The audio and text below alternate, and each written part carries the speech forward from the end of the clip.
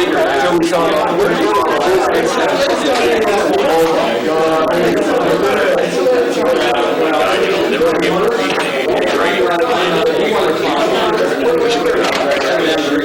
a little fuzzy. Oh, John?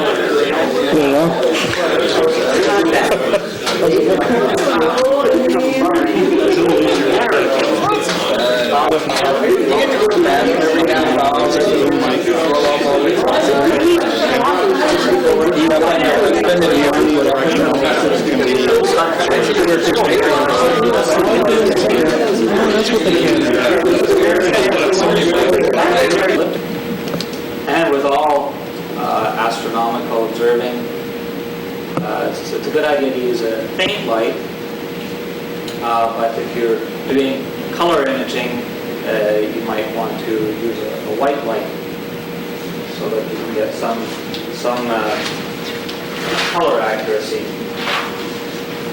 Well, I won't talk too much about the method in detail, because basically all you do is you go up to the telescope and draw what you see, right?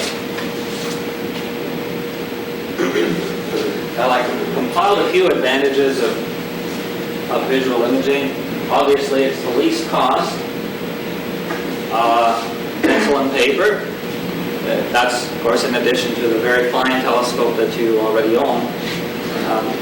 A clock drive is helpful, but not essential. You'll see some of these drawings were made, in fact, without the aid of a clock drive. But really, for convenience, a clock drive does relieve a lot of stress.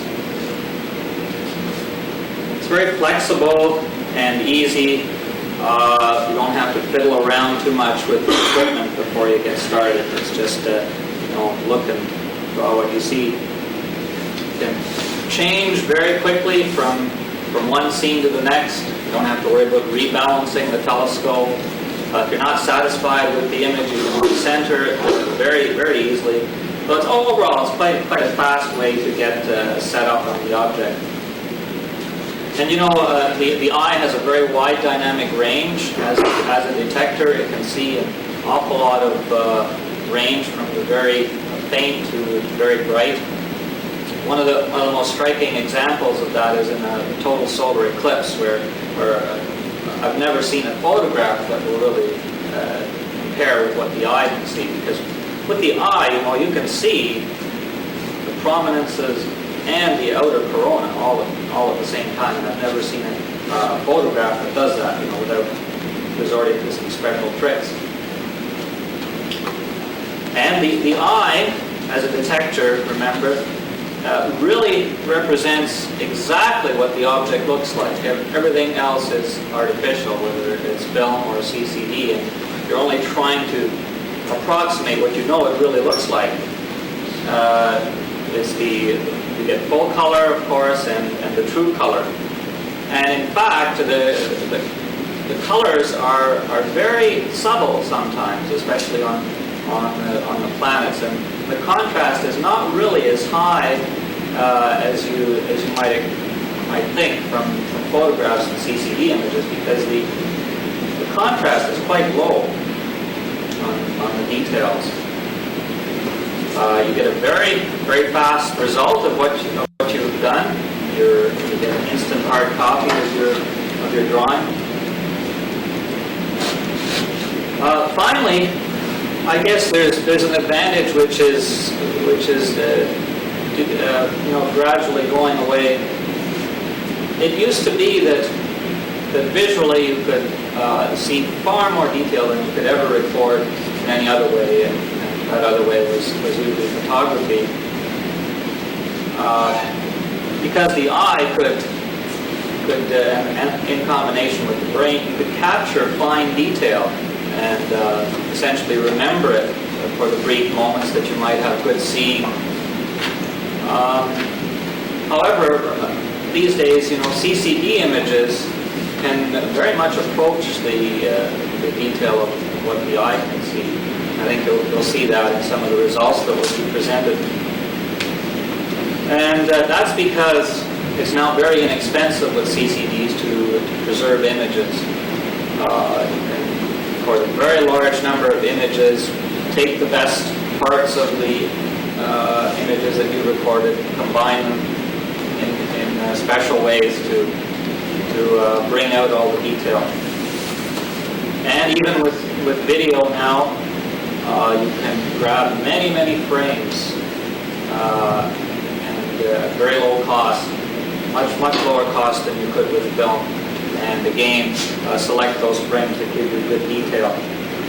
So I'm not sure that the eye is the best visual detector anymore, although it's still pretty good in terms of good detail. It's about as good as you can get it. But of course there's some disadvantages. See a lot of detail, but in terms of accuracy, it's not all that good. The position and the size of the detail probably will miss a lot of detail, you'll miss some features. So the accuracy of visual drawing is not really all that good.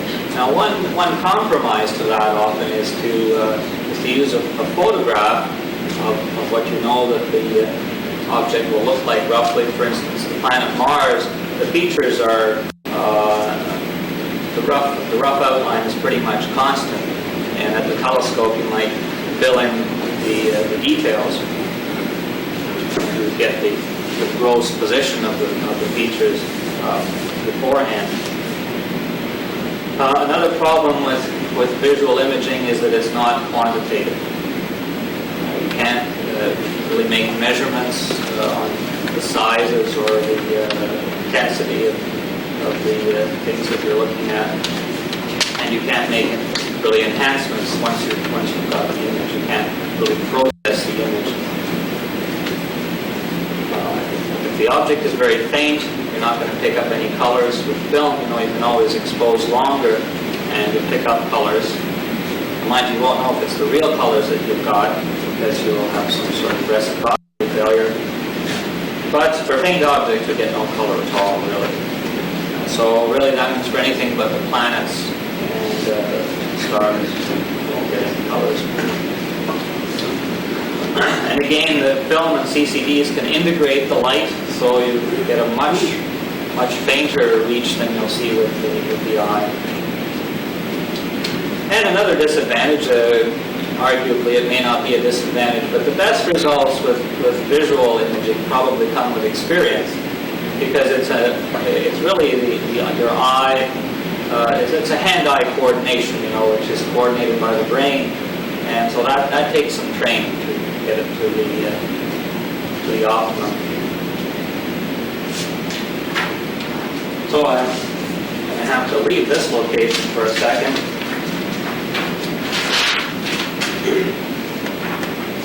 Maybe because I'll be attacked or something, but I guess I'm going to make a summary here.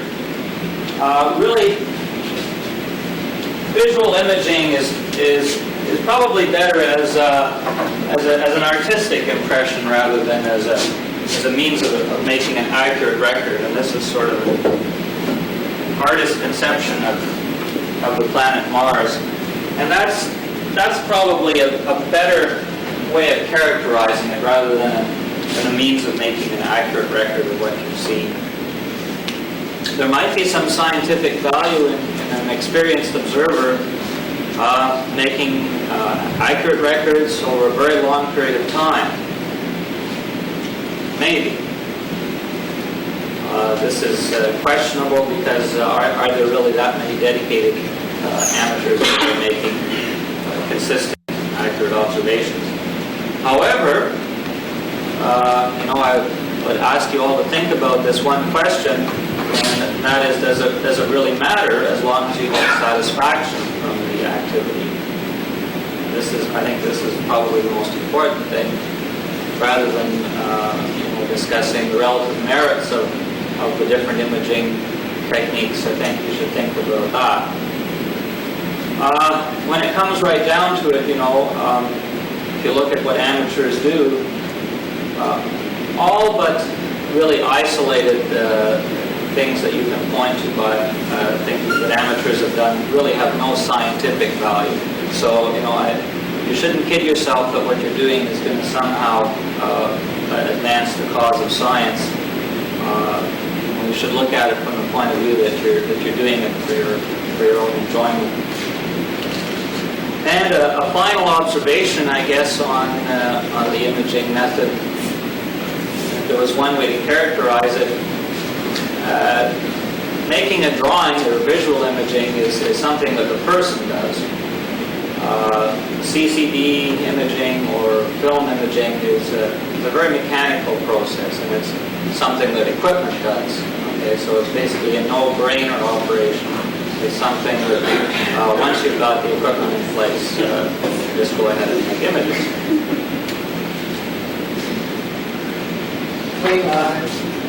I have a few slides I can show.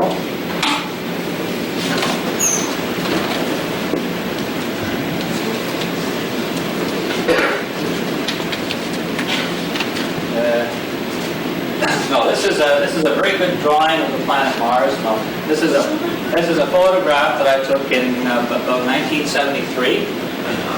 And in fact, I think this is a composite of two slides. I don't think that photography is being discussed tonight, is it? Is somebody speaking about photography? We can go ahead with it this way. Using film? I don't know. I thought I'd throw in a few actual photographs. Next slide.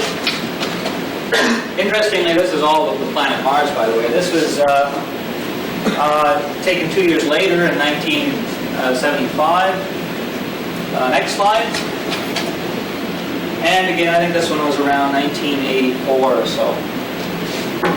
So they're pretty fuzzy, you know. But that's what an amateur can do with a camera, you know. Unless you've got a lot of time. It's a matter of taking a lot of pictures before you get some really good pictures of the planets, because you know, it's like 1 in 100 turn out to be good, and all the conditions are just right. What were they taken to? Oh, I think these were mostly taken with our 16-inch, or yeah, I think they were nearly all taken. They were all taken with our 16-inch. Next slide. Now, again, you know, this is going back to 1958. Okay, so excuse me. I mean, there is some value in keeping a record like this over a long period of time. This drawing, obviously made by Fred Lossing, and showing some notes, and it shows Mars rotating. And I think you'll see that the impression of the planet Mars will change over the years. Some of this may be due to what we know about the planet. Okay, because here he's drawn a very, very fine line, perhaps having read about canals. I'm not sure, I'm speculating. Okay, next slide. 1965. Okay, it's a black and white drawing, but he's made some notes about the colors. You know, when you first make a drawing, you think, I don't have to record all kinds of detail here, because I can remember all the aspects of the drawing. But you know, are you going to remember what you did in 1965? How many of you were born in 1965? Next slide. And this is much more recent, 1988. I think the whole character of the planet has changed in this drawing. These were all made by the same person, Fred Lossing. Next slide. And again, a few days later. 1988, the most recent. Yes, it was a recent favorable opposition. 1-2 years ago wasn't. I don't think it was quite as good as this. Next slide. And again, a different observer. Probably a night when the scene wasn't all that good. Next slide. And these are ones that I did. Oh, just to point out a technique here. The way I indicate a light area is with a dotted line. Okay, so a dotted line indicates an area that's lighter than sort of the average background. This is with 1986 with an 8-inch telescope. Next slide. And these, it's not evident on this piece of paper. This is with a 6-inch refractor. This is on the 1988 opposition. And showing basically 3 faces of the planet. Fairly low contrast shown here, probably close to well, contrast probably is not even as high as this, okay, when you actually see it. Next slide. Okay, now this is going back to 1971. These are some photographs that were taken, probably around the best that could be done at the time. Color film of this type was just becoming available widely at this time. Basically, with a photograph, everything looks fairly fuzzy, right? Next slide. Again, now a whole sequence showing the rotation of the planet. This feature here is the same one as the one up here, and you can slowly see it rotating around the planet slowly rotating. By the way, there was a time, some peculiar reason in 1971, 73 or so, all the planetary pictures were depicted in magazines with north up. You know, I don't know why. But I think they've gone back to showing them with south up. That's why the writing is upside down here. Mariner 9. Pardon? Mariner 9. Mariner 9? That's why. Yeah. All the photos from Mariner 9 had north up, and that was 1971, and that converted the astronomy magazines for a short period of time. It was just for a short time, wasn't it? Yeah. But this is the normal view, right? So I turned it upside down. Next slide. This is sort of the same sequence, but these are drawings. And you'll notice that the outlines of everything are a lot crisper. And this is sort of the impression. Not when you first look in, but if you look at it for a long time, all these features have very sharp outlines, and so of course that's the way you draw it. And you know, there's some variation here from picture to picture, and you know, who knows how much of that is real, and how much of this was just at the whim of the artist. You know, there's a kind of a whitish area here which seems to be larger in this picture. I don't know if that was real, but also you can see a feature here shown very distinctly is this gap in the south polar cap. Next slide. Okay, but here is probably the most stunning development in recent times, and that is what is done with CCD imaging. And why am I showing this? This is a talk about visual observing. Anyway, no, I think these are just so impressive that I have to show these, and to show you know, what kind of things are possible now. But look at the contrast. It doesn't look like that, but it sure shows a lot of detail. Next slide.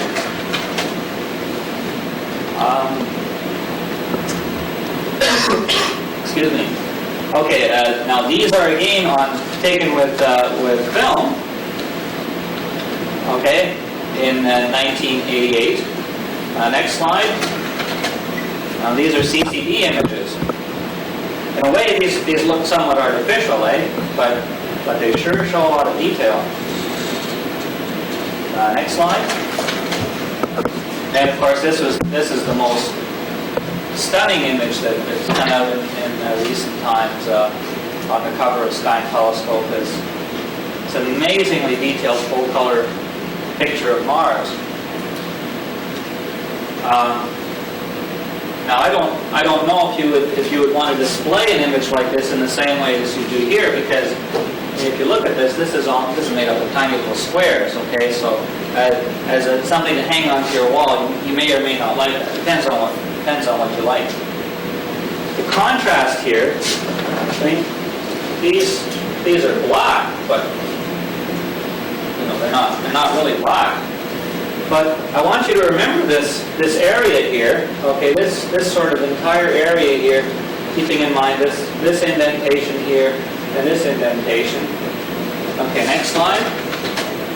Now this is a drawing made of that same area, well, okay, by a very experienced observer. And this indentation here and this one here are the two that I indicated previously, showing a lot more detail. And you know, he has depicted the impression of the various shadings, and they may not actually correspond to where they actually were, but it shows an awful lot of detail, probably more than the previous picture. This is, by the way, as you can read, is with a 60-inch reflector. Okay, I think that's the last of the slides. Are there any questions? Can you hold your Mars picture there up to the light? Sort of I guess we should probably turn lights on. I'll leave it here on display. I don't know what light would be good for that.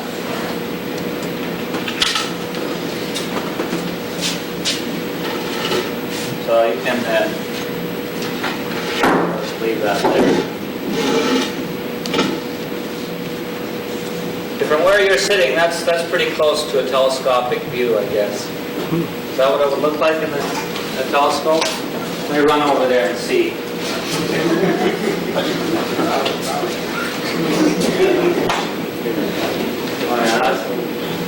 That's pretty high magnification. I don't know if it was 400 or 500 power. Well, you didn't mention one thing, your disadvantage, and I'm just wondering how much of a factor it is. No, those are all the disadvantages there. I don't know whether this. What about lack of artistic ability for those of us who are right handers? Well, with experience, again, that's certainly a strong factor. Yeah. You got to start young. Start drawing when you're a little kid and roll. It's a very well-known fact that Hubble, in observing a lot of the nebulae back in the 1920s and 30s, quite often asked his assistants the next day to view the same object visually. He wanted to see it visually, and when he would be observing it visually, he'd often make a sketch of his own, as opposed to the photograph. So somehow or other, he married both the image from the photograph and his own image of how he saw the thing. And he was perhaps one of the best observers that ever lived. And he could use imagery and drawing and visual observing. Yeah. Well, sure. If you look at some of the pictures of the galaxies, you know that the central core is really burned in, and especially in those times, I guess, with the photographic plates being what they were, that would probably happen a lot. So you can see that the central part would probably show very little detail if you wanted to get some outer detail. He used to say, you can see things that you can't photograph, and you can photograph things you can't see. Right. Yes. Have you done sky pictures? Well, yeah, I did a long time ago, but it's I haven't done it recently. No. I would suppose it's more difficult. Yeah. Well, it's different, I guess. It's not done a lot, is it? Especially clusters of stars, I don't imagine. I've seen Yeah. galaxies and things like I didn't see pictures. Now the impression could be quite different. For instance, if you looked at M13 looks like it has a globular cluster in Hercules, has the stars appear to form tentacles coming out of the middle of the cluster. You know, they sort of form like legs or something, and you don't see that on any photographs. And think I did.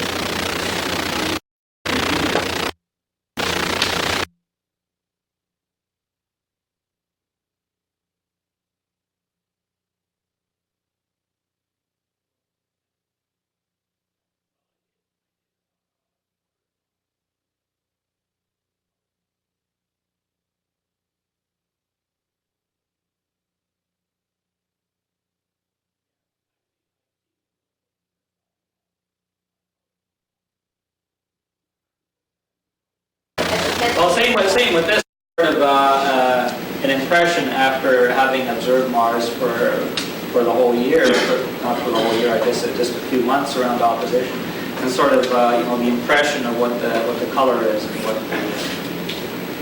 the colors, features. I cheated a little bit because I knew what it should look like. Yes, Terry. I really like your point about the aesthetics of planetary observing. I've always found that to be a great incentive for planetary observing. And also your comment about the fact that virtually no scientific value comes from visual observing of the planets anymore, if it ever did. And I think planetary observing is now in the category of deep sky observing, in that people get the aesthetic high seeing threshold detail on the planets, or they should, just in the way that people do with deep sky objects. And the fact that photographs show so much more is irrelevant to the aesthetic high of seeing that threshold detail. And I think there's so many books in the repertoire now, especially British books.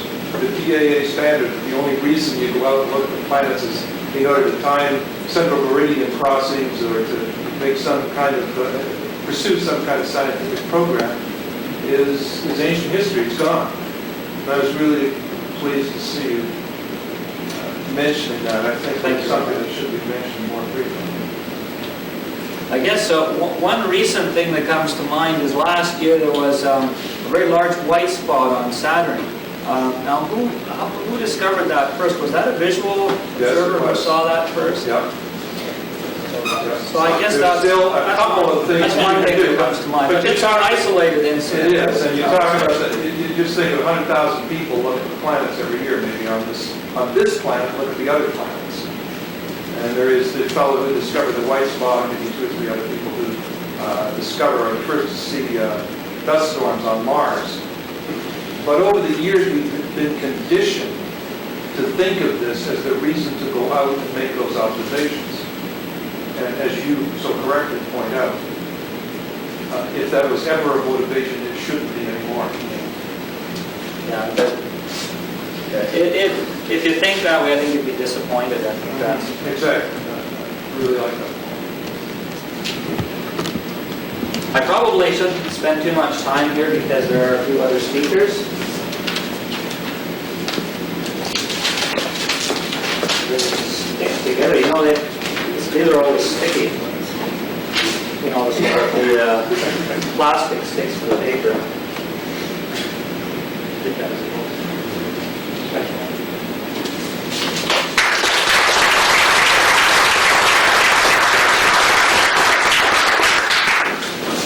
Point that was raised by Ajay was, what if you're a lousy artist?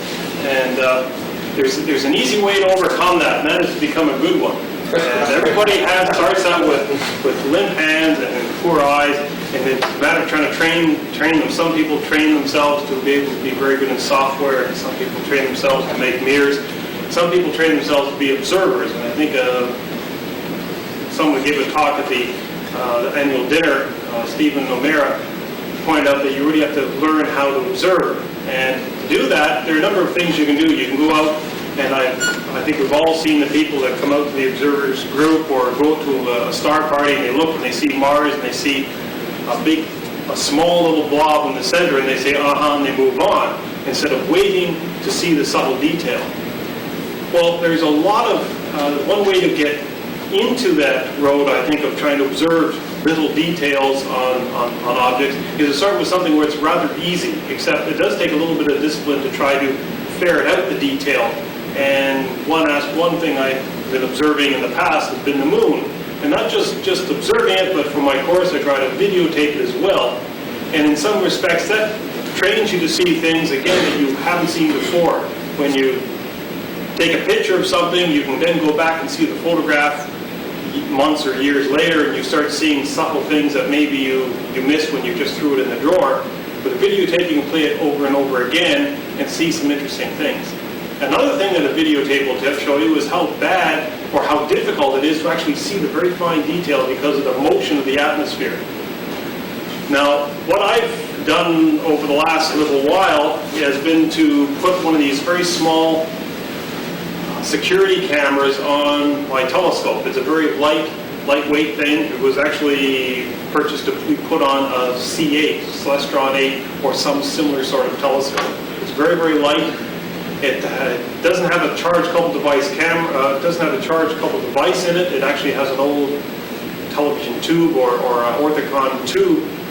Orthicon, I think it's called? Vidicon tube in it. And it's got a fixed lens, so it seems like you're really stuck. But actually, it works very, very well because it is so simple. Now what I want to do is I'll just raise the screen a bit.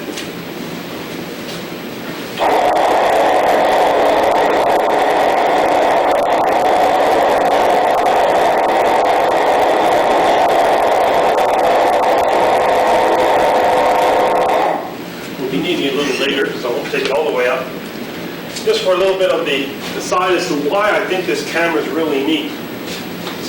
First of all, it's a little rectangular box. It's about 3 inches or so by 1.5 inches, or 1 inch, about 1.5 inches, and it has a lens fixed to the front end of it. Oh, it's the front end. But as a security camera, you're not allowed to change the focus on the lens. So it's really pretty well set for a focus of about 30 or 100 feet or so.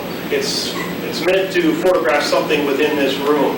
So it's not really set at infinity focus, so you aim it at the stars and you don't really see too much. Actually, you don't see too much because it's not particularly sensitive. It's good for low light levels, but not as dark as the sky. When you put it, so you think that's pretty well limited because you can't project the image onto the sensitive portion of the tube inside.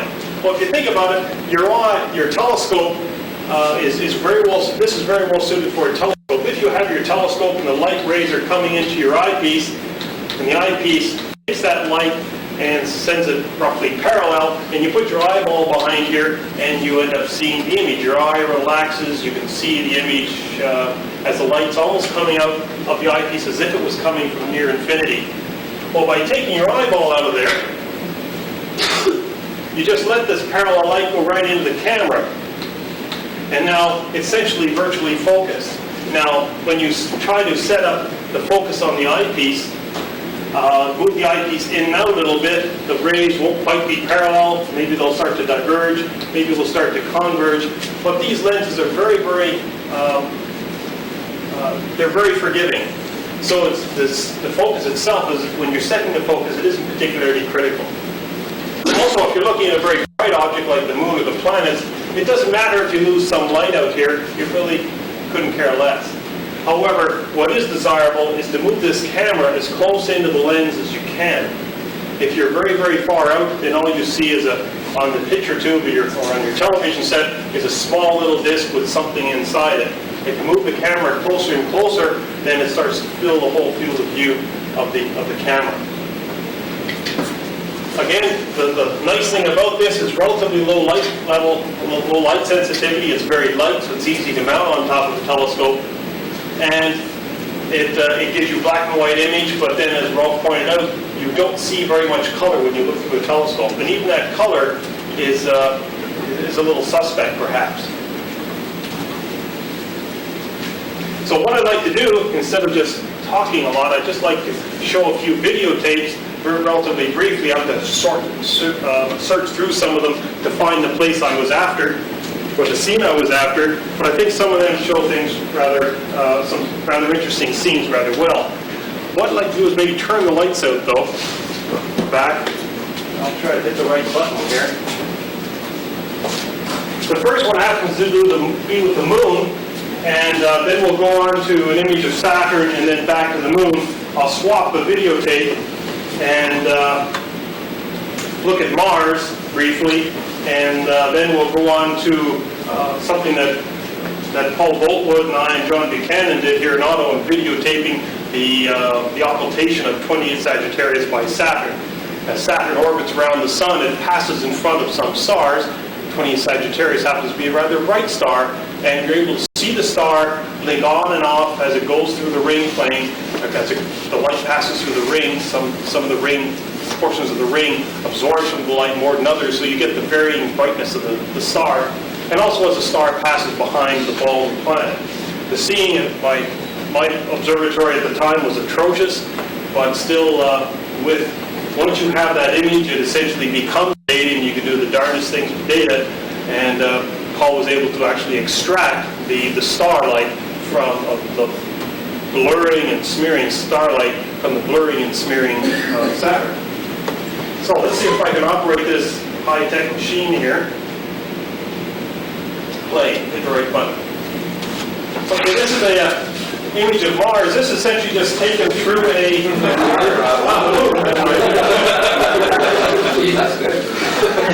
through the finder scope of all things. So essentially my finder scope is glorified just a pair of binoculars. Now if you have something more than that, this is about what the image size will get looking through a C8, or equivalent to a C8.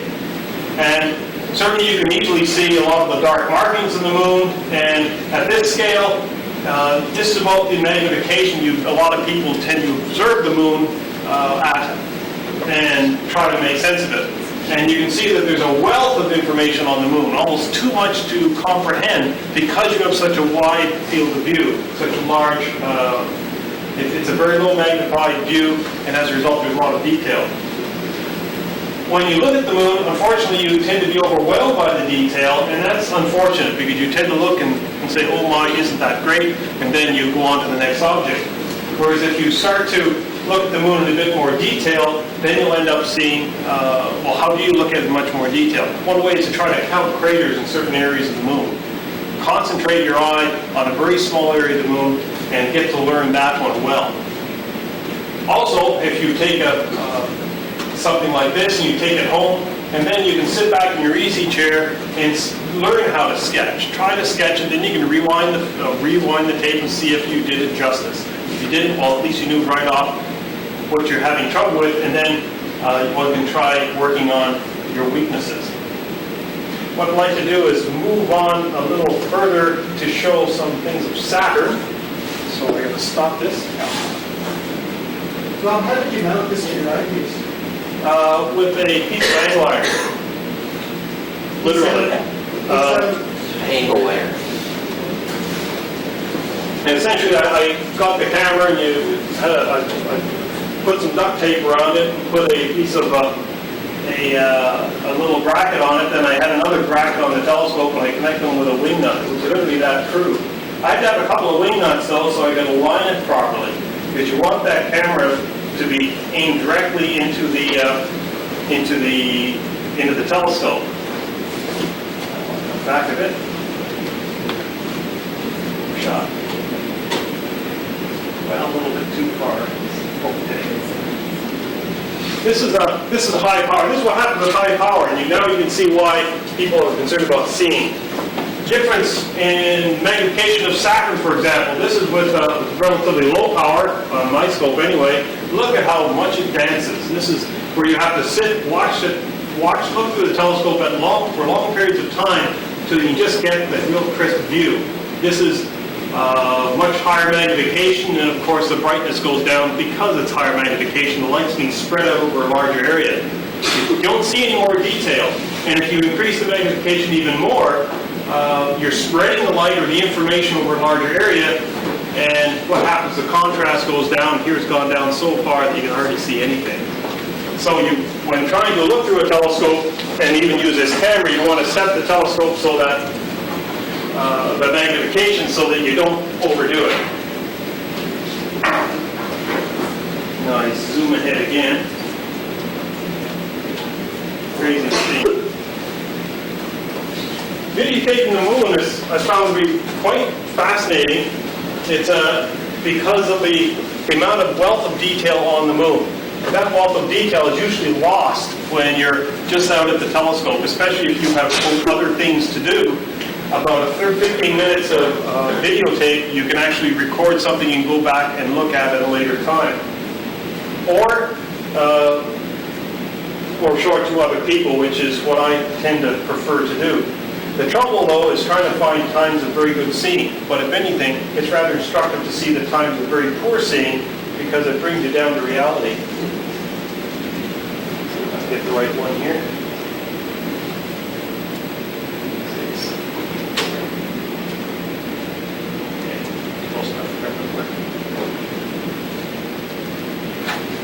And sometimes you do get periods of very good seeing, in which case you can see quite a bit of detail. This particular camera and other cameras, at least black and white ones that I'm familiar with, can record the albedo features or the dark areas and the light areas on the moon quite well. And some of these areas are surprisingly obvious. For example, if you look at some areas around here, very dark regions on the moon. So sitting there, if you look at the moon with high, say at this sun angle, they're very noticeable as dark blotches. And then there are other regions, of course, the rays of the moon, where are coming down towards the south pole where you have Tycho. And one interesting thing about Tycho is a dark donut around Tycho at high sun angles. It shows up very well. And for those of you who like 2001: A Space Odyssey, that's Tycho. Here's Clavius down here. The one interesting thing when you look at the moon at higher and higher power is that you see more and more craters, at least if the seeing allows you to, and so there's always a wealth of detail. Interesting changes in the reflectivity of the Mare regions, indicating different eras of lava flows, and also obviously the formation of Copernicus here, the rays jutting up from Copernicus clearly shows it's a younger crater than others. Okay, I'll stop this one.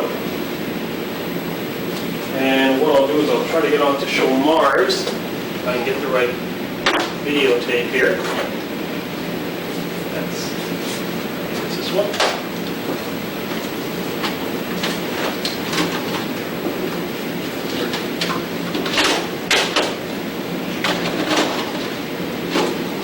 One trouble trying to get Mars, and I think we're all touched on, is the contrast is very low.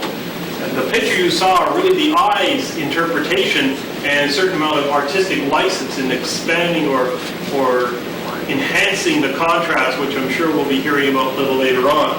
But because of the way this thing was videotaped, it is as it appeared. There's a slight enhancement in the contrast, so when you see this videotape of Mars, you'll see that, gosh, Mars, you really have to stare a lot to see a lot of detail. And yet, from the pictures that were also shown, there's an awful lot of detail there to be seen. Eventually, we'll get started.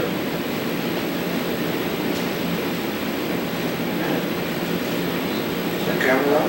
Same camera, yep. So this is higher magnification. And before I worked on the telescope, it bounces a bit. But some of this bouncing is due to the atmosphere.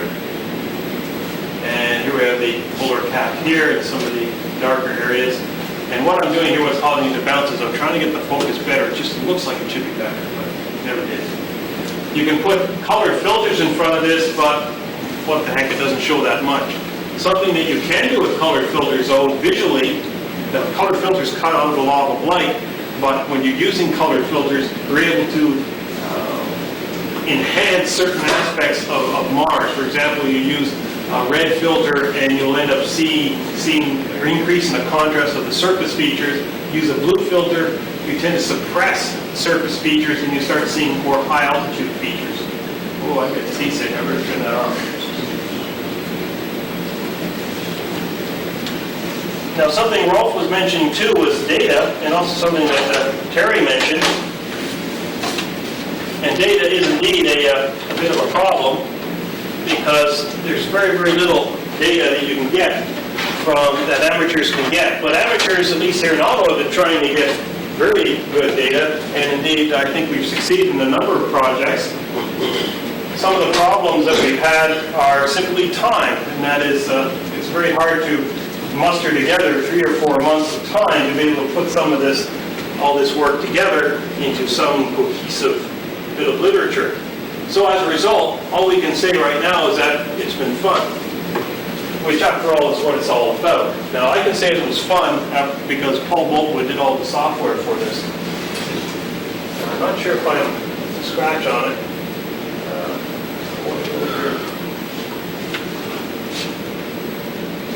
Here we are. This is essentially a very slow frame-by-frame image showing the Saturn and the star beside it, and just a highlight of it over here. Now, that's the star before it goes behind the rings. Now, I have to stop it and zoom ahead a little bit, because I don't want to make you as seasick as we whiz through this. 17.5.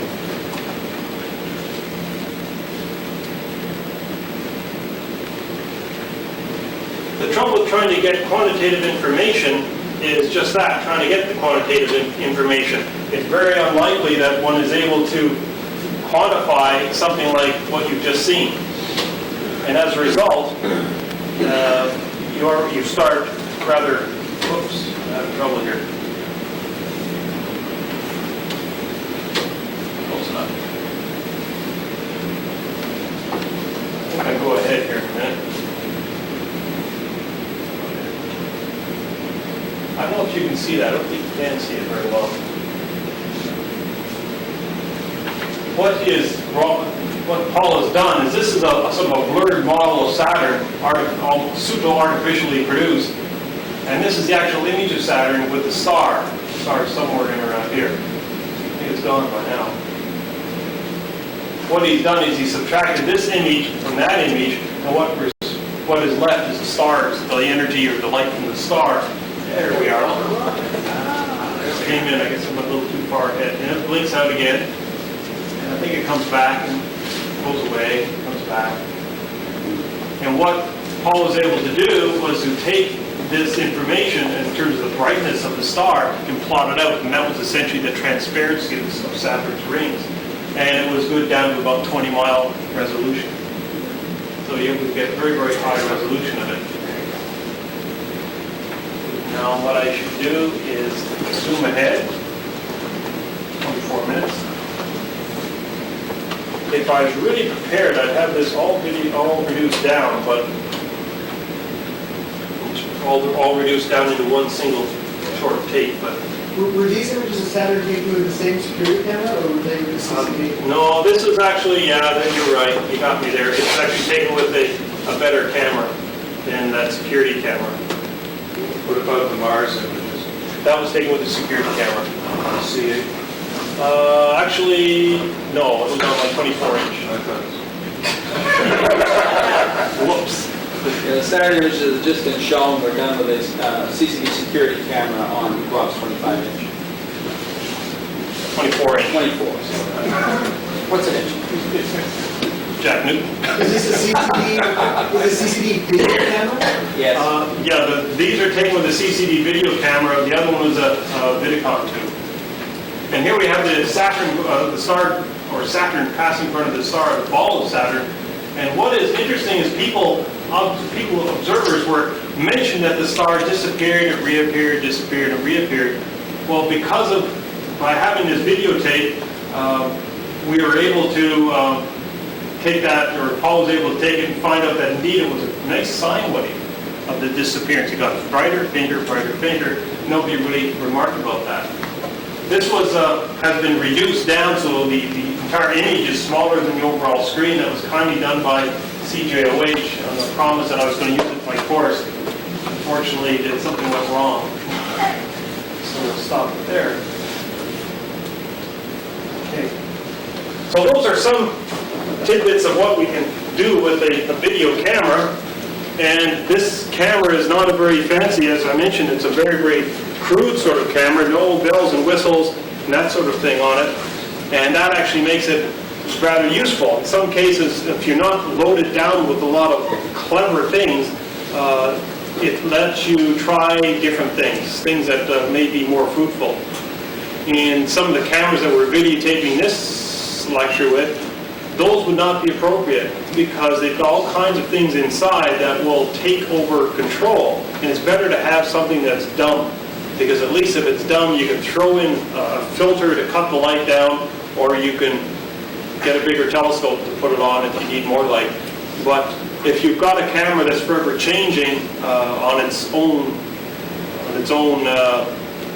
designs, then you've got a bit of a problem. Your eye changes a little bit too, but at least you've got that somewhat under control. One thing that the eye can do when you're looking at the videotape that you can't see when you're looking at the eyepiece, if Mars or the planet is very bright, for example, it's hard to see the contrast because all that, your eye averages the light over the whole field of view, as your camera would if you had one of these automatic iris controls, like your eye. And as a result, when you average the light over the entire field of view, it appears the camera thinks and your eye thinks that actually the light level is very low. So your iris opens up, the iris in your camera opens up, and what you end up getting is a big blast of light in the center of the disc. Now, if your camera didn't do that, you could manually stop it down so that you didn't saturate where your image was. Now, fortunately, your eye's got a little bit of feedback where if you stare at that object long enough, then those receptors in your eye where that image is falling will become less and less sensitive. So then you can start seeing detail. So if you look into a telescope, you can stare right at the thing and you won't see very much. But if you wait a little while, then it's as though a haze of light decreases somewhat, and the more slightly contrastier stuff seems to rise up. But it takes time, and that's what you have to give it. And when the seeing clarifies, which happens very rarely when you're looking, at least from my observing site, it doesn't happen very often. You have to wait, be patient, and then try to record it. You can record it with your hand by drawing it. You can record it somewhat using a video camera, or you can record it using more high-tech things like a Ccd camera, which is what we're going to get on to next. There be any questions at all before Doug gets up at all? How much were the cameras, the two? I can't speak for the one we did Saturn thing with, but the other one I think was, at the time, the whole system, this is, 5 years ago. Things get cheaper. In those days it was about $700, I think, something like that. Yeah, I can answer the question on the Saturn exercise. The camera was about $1,200, but it was hooked to about $4,000 with a 3/4-inch videotape recorder, and that went into about $15,000 worth of computer system complete with image processing board to do that. Okay. Second question, what was the sensitivity on the video in lux? I think it's about 4. Just, I was at Price Club a couple days ago, and they have a security camera kit, the whole kit with the Google complete. I think it goes down to 3 lux for $250. Yeah, the technology is changing very, very quickly. When you're looking at something that's bright, you don't want that. You can go to Bargain Harold's or something, or you go to a Focus Center and get it used, something that's used and old for a few $100s now, I suppose. And in doing so, you'll get exactly what you need.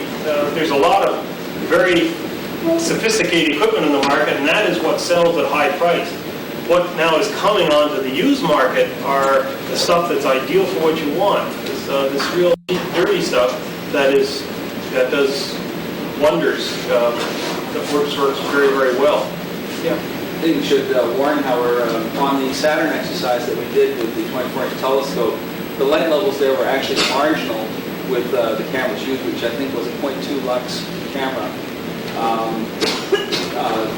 So for some kinds of work, you still do want a fair amount of sensitivity. Mm-hmm. Admittedly, in the retrospect, those images of Saturn we have, the occultation, that was too high magnification. We should have reduced the magnification more. It's just that we'd set it up we had set everything up. We had images done the previous night to see how things were working. And by the time everything had started, and also that night we'd taken some images without the star in the field of view, so we can come up with these blur models, so we can subtract out Saturn. But by the time the scene was degrading, it was too late to change it. So it was nice to be flexible. But this is, again, working on trying to get data for future work rather than just the enjoyment of it. And I think the point that Paul and Terry raised is that you're doing it for fun, and just remember that. Don't do it for somebody else, do it for yourself. And if somebody else is interested, all the better, but don't expect people to bow over and be interested in what you're doing. But this is a neat way to justify to the wife why you're spending so much time with the other night. I don't think she'd believe you. Nothing personal, have you? For anybody that's interested in that technique, before I came to CCD, I started looking around at the analog methods, and we're very fortunate in Ottawa because we live in a very security-conscious community. And if you check out firms like Engineered Security, what you'll find is they have cameras laying around that are obsolete, or the lenses are chipped or stuff like that. You might try giving them a talk and see if you can pick up cheap cameras. I know they install some very, very pricey hardware. And there's a lot of firms in that business at this time. And I think that's a good point. There's a lot of, it's a surplus, and you don't have to just, I suppose, go to the Focus Center or something like that. There are other companies around that are much happier to throw it out. If only they realize that there's some people that be kind of interested. It's not worth their while to find it. Some of this stuff is, if it can't make money for them, it's a liability. They want to get rid of it. And they can throw it in the garbage, or they can throw it in the palm of your hand. They know you want it. Maybe they'll sell it to you for $50. Who knows? Maybe 150. Maybe they think, hey, we got a gold mine here. I'll sell it to you for $1,000 in case you can buy a new one for far less than that. But the equipment is around to do it for a little bit of scrounging, and if you're into a little bit of scrounging. And I think, at least when it comes to videotaping something like the moon, and being able to play around with things, that's a lot of the enjoyment. And I must confess that when you put the camera on the telescope, if you happen to have a drive, then you crawl into the house, and where it's nice and warm, you can watch the moon when it's minus 40 outside, at least until the camera dies. At least you don't die. Yes, Paul? One feature that might be worth paying for, though, on a camera like that is date and time. Yes, that's a good point, the date and time. On those pictures that I'll show that Fred Lossing had made, it's that information that doesn't mean anything to you now, but in about 10 years' time or 5 years' time or 2 weeks from now, you'll wish you had. And it's what you forget that is exactly what you'll want. And the date and time, at least, it's always there. That's one thing I don't like about some of the software on the market for CCD cameras, and that it doesn't code that information within the data, except when you save it to a file, then it's recorded. But that's in some respects some of the very most important pieces of information that should be recorded, and yet it isn't. Maybe some people in the group will work on that. Okay, I guess we'll start with, continue with George and talking about CCD cameras, which is quite a bit different from what we've been talking about, sort of, until now.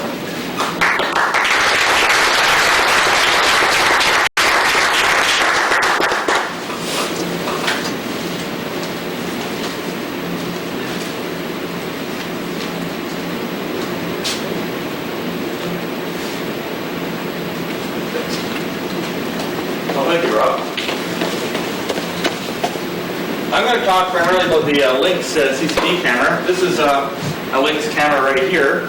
This little gem has probably caused a revolution in amateur astronomy because for the first time, a still frame CCD camera with a thermoelectric cooler has been made available. Now, why is that important? Well, the reason is that you can take images not just of planets, but of actually very faint objects like nebulae. this thing is far more sensitive than photographic film. It's also important because this device is relatively inexpensive, typically about $1,300 Canadian. Now that does seem like a fair bit of money, but compared to the price of a C8 telescope, it's not completely out of line. And so let's get started with the slides. I'll bring this around.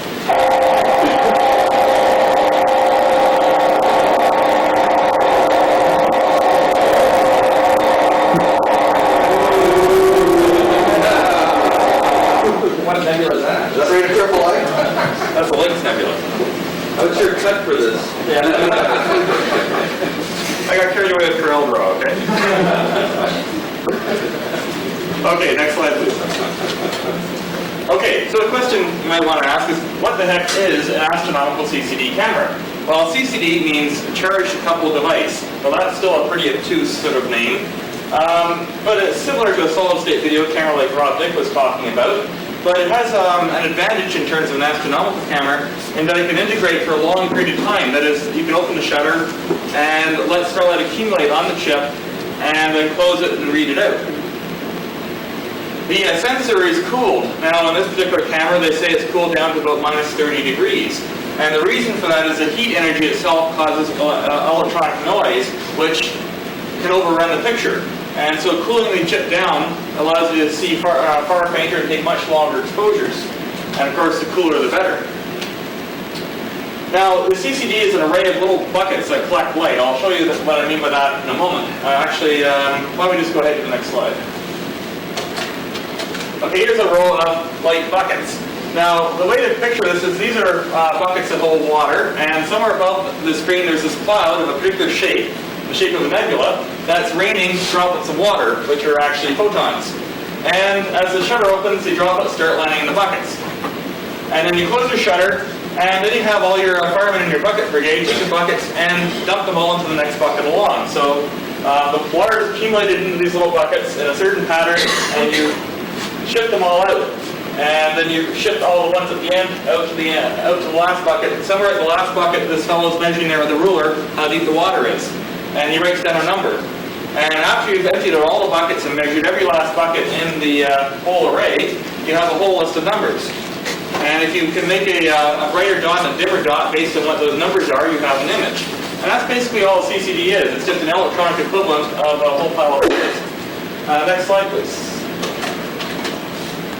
Okay, that's a picture of the camera, a little closer view. The light comes into the front to this little nipple there, which actually is a reducer, so it can go in a 2-inch or 1.25-inch eyepiece holder. It just plugs in place of the eyepiece, and the light will fall directly onto the CCD with no intervening lenses. The fins at the back there are to allow the heat to get out. And if you know anything about thermodynamics, you can't just cool something down, the heat has to go somewhere, and the place it goes is it's emitted out into the general environment, in other words, into the air. Some fancier cameras are liquid cooled because the cooler stack creates so much heat that you have to get rid of it in a more efficient fashion. But this is a simple and compact and portable device, so it doesn't have that sort of fancy added features. Next, please. So here's the internals of the camera, color-coded. At the front, we have a window through which the light travels, but through which the atmosphere does not. And the reason is that inside the camera is an argon chamber. It's filled with argon gas. Now, why would you do that? Well, first of all, you don't want to have air in there because you're cooling the chip down, and there's moisture in there, and the chip will frost over. Secondly, argon is nice and, in addition to nice and dry, it's also very clear. It does not block light. And finally, it's not very conductive. So it doesn't conduct very much heat from the outer walls of the camera into the chip. Now, a fancier camera would have a vacuum in there, but then you need a vacuum pump to make sure it stays pumped down. So this camera doesn't need that, it just has an argon chamber. The yellow thing shown there is a Ccd Chip, which is your little device that collects the light. In the case of this particular camera, it's a rather inexpensive device that has an array of 192 pixels by 165 pixels. So it's a fairly small array. The cooler is a 2-stage stack of what's called a Pilche effect cooler. It's a little chip which, when you apply power to it, it sucks heat from one side and pumps out the other side. And down here on this, after this cable, you go into the computer and you have this AD converter board. It takes the analog signals from the camera and converts them into a digital number. That's your little ruler that you put in the bucket. And of course, you have a screen for displaying your image. Next, please. And so this is a typical installation. You know, on your telescope, this is actually Paul Bolt with a 7-inch Starfire. And down at the bottom here, just plugged in where the eyepiece would go is the camera. Next, please. Here's another possible installation. This is on Rob Dick's 24-inch. This is actually Rob's camera. He is one of these gadgets. And here he's showing the computer propped up precariously on this ladder and the camera attached to the eyepiece holder. He's actually got another gadget in front of there that we'll describe in a moment. Next, please.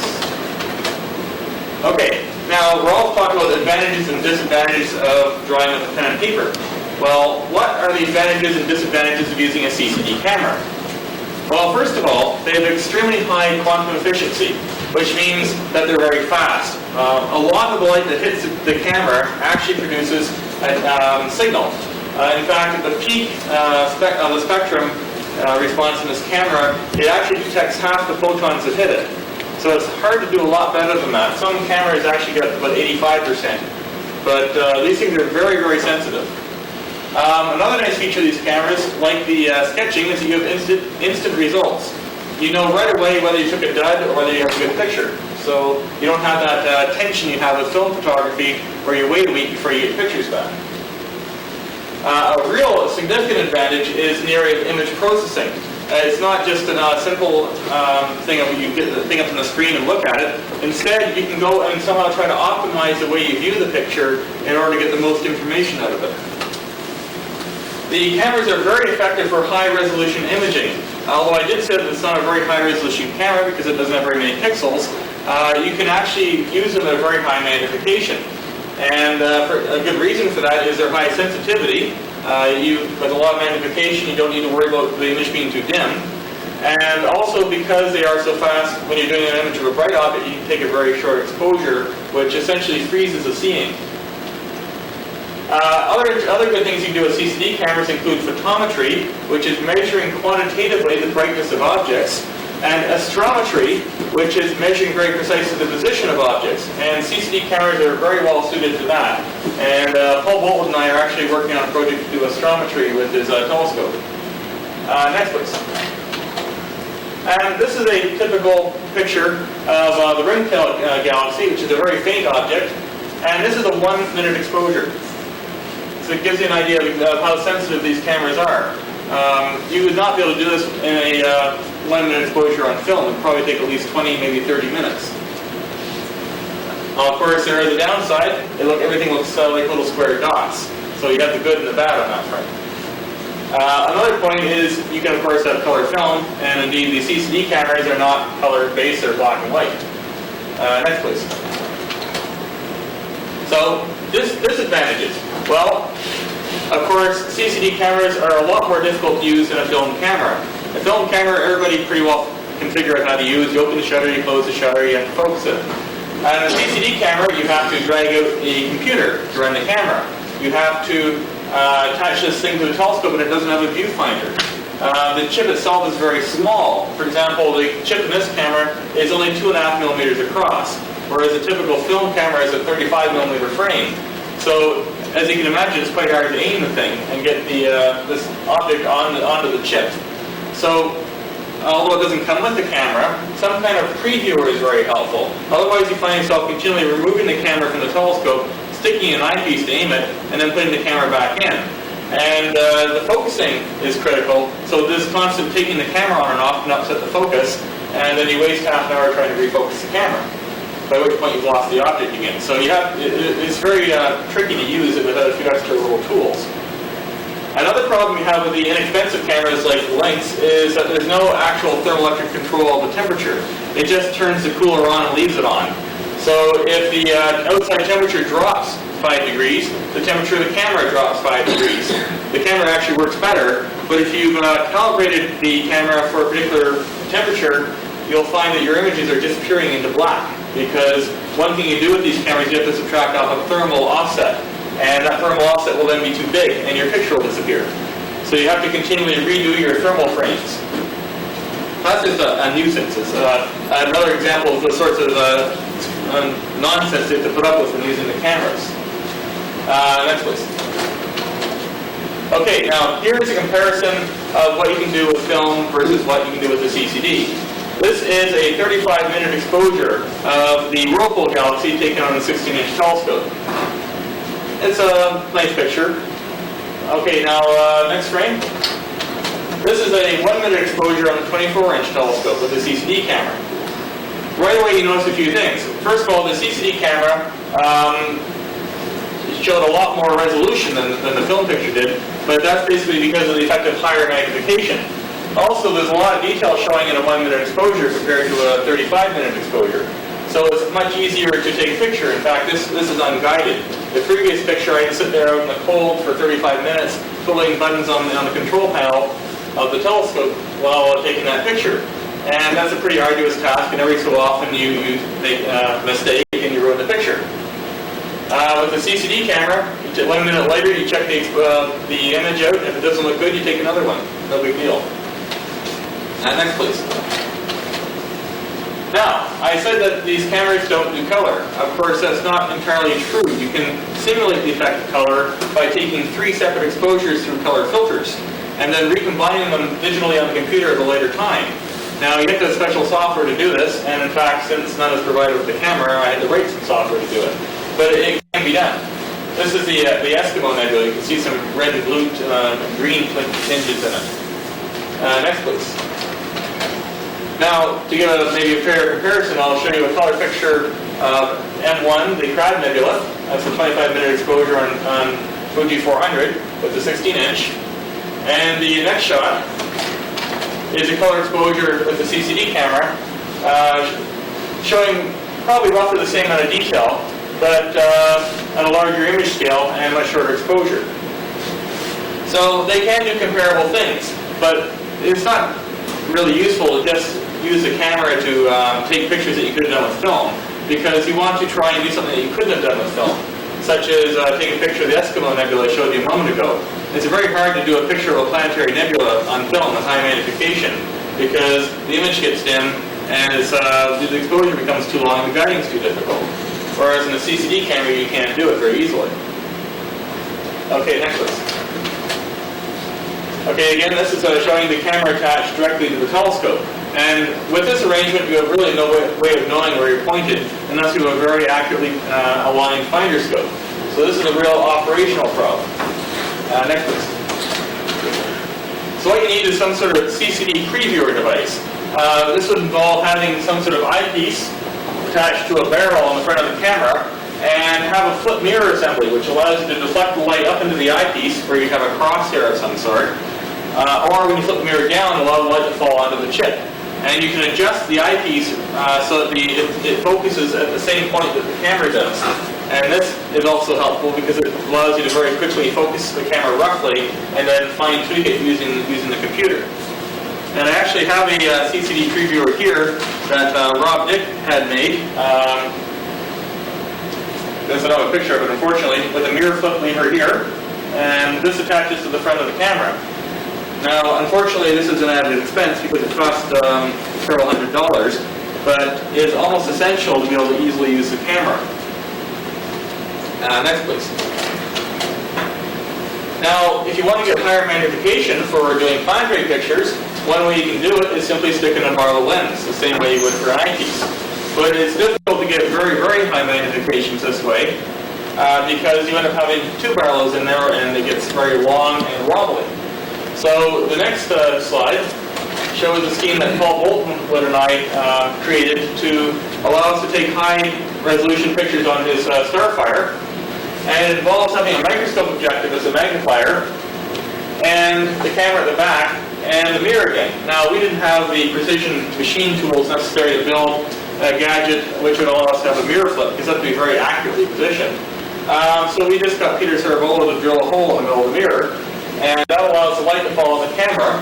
At the same time, light from the periphery of the field is reflected off into the eyepiece. And what you do here is you put Jupiter, say, into the eyepiece somewhere, and you line it up in right ascension with the hole, and you just hold down the button on the telescope until the planets in the center. That's just a matter of timing it out, how long it takes. So the planet disappears into this hole, you count it a few seconds, let go of the button, and hopefully if you did it right, the image will come up on the CRT.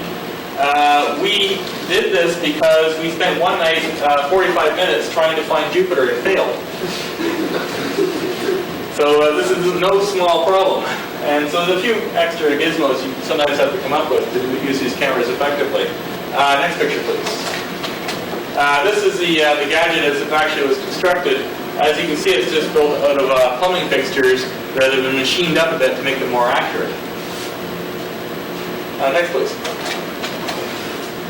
This is an example of the type of image you can get taken with the camera. Now, Saturn is not a great example right now because it's very low in the ecliptic, and it's almost impossible to see it well from Ottawa right now.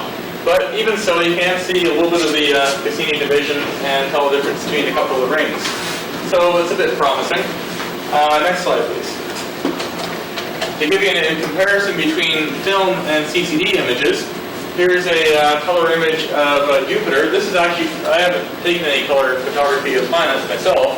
This is from the Northbound Observatory slide set. Does anybody here remember who took the picture? Looks like one that I took. It probably was, yeah. Okay, that's a Walt Meyer picture then.